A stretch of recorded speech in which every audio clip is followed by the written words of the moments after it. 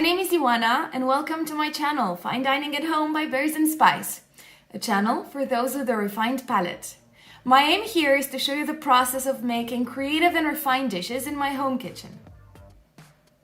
Today I'm playing with cauliflower and I'll be making a Calvados and butter basted cauliflower steak that I'll be serving with a cauliflower puree, an apple and caper salsa, and a prune sauce.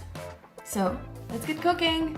But let me tell you about the mise en place. We've got some veggie stock, some chestnuts, a bit of olive oil, cauliflower steak and some florets, Calvados, butter, double cream, capers, salt, an apple, an orange, a shallot, a clove of garlic and some prunes. Start by salting the cauliflower steak. That'll take some of the moisture out and you'll get a crispier result. Chop the garlic, chop the shallots, and then sweat them in a pan covered with a lid with a bit of butter until they're really soft.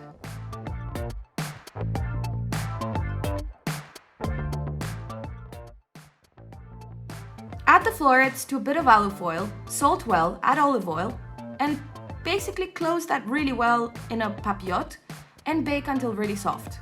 Now, off to the prune sauce. Add the prunes to the shallots and the garlic, add the veggie stock, add some Calvados, season, and let simmer for a while. Now prepare the salsa. Grate some orange zest, cut the apple, cut the capers and the chestnuts, ideally without a bottle, in front of you.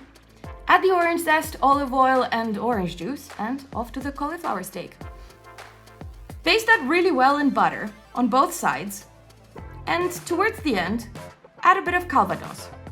You'll need to get a result that's similar to this. And now, off into the oven for about 8 minutes. Blend the prune sauce, which I forgot to film, then get it ready for plating. Time to make the cauliflower puree.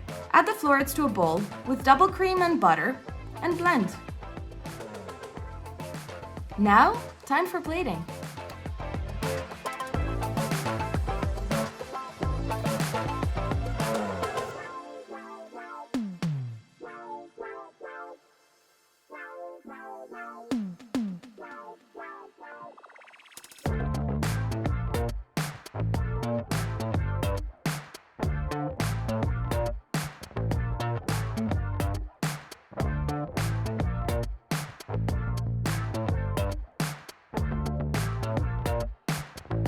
Now, let me tell you a little bit about the dish and how it came to life. A few weeks ago, one of my lovely neighbors came over and brought me some baked cauliflower. And I thought, hey, cauliflower isn't something that I cook a lot with, and how about I actually do more with it? And of course, you know, as I mostly try to cook seasonal and local, cauliflower was a perfect ingredient. I can't quite remember how or why or when I decided to prepare cauliflower steak. But in any case, when it came down to coming up with the rest of the elements on the plate, I followed my 3 usual steps. So my first step always involves the Flavor Thesaurus. It's a great book for inspiration when it comes down to finding ingredient pairings, and it's got lots of ideas and insights that are super interesting. I did that. I already found some ingredients that I was gonna possibly use. Then I did more research. I looked online. I normally like to look on greatbritishchefs.com because they have quite a lot of refined recipes. But I also scrolled through my Instagram feed, and I also scrolled through my saved Instagram posts that I always use as inspiration. And then I looked a little bit through my cookbooks as well. Now, I came across the combination of cauliflower and apple quite a lot, so I decided to use apple in the dish. And this is how the salsa came to be. Then capers came into the picture for a little bit of that briny flavor. Then, of course, I was gonna add a bit of olive oil and some citrus juice for 2 reasons, actually. A, to bring a little bit of acidity to the dish, and B, to make sure that the apples won't oxidize. Actually, vitamin C keeps vegetables and fruits from oxidizing. Initially, the cauliflower puree was supposed to be a cauliflower and saffron puree, perhaps infused with some spices, but then I thought this dish actually would need some kind of sauce. So I had seen quite a lot of recipes with raisins, and looking through my pantry, I came across these prunes that I had used a few weeks ago to make this Romanian prune stew.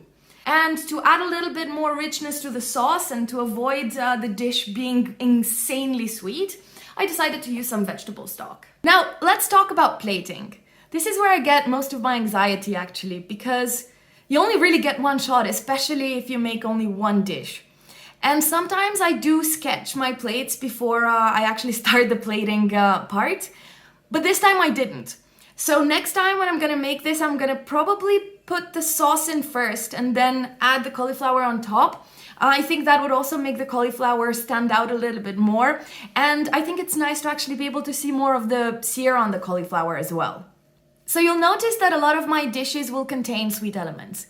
And I do very much enjoy combining sweet and savory, but also I don't really have a sweet tooth. So to me, desserts are not exciting. I'm sorry, please forgive me. I will not be sharing a lot of dessert recipes because it's not my thing. But I do like to bring sweetness into the dishes that I make. But it's also important to balance out the flavors. And I think every dish needs something sweet, no matter how savory it actually is. Anyway, I hope you've enjoyed this video. Thanks again for watching and see you very soon. Bye!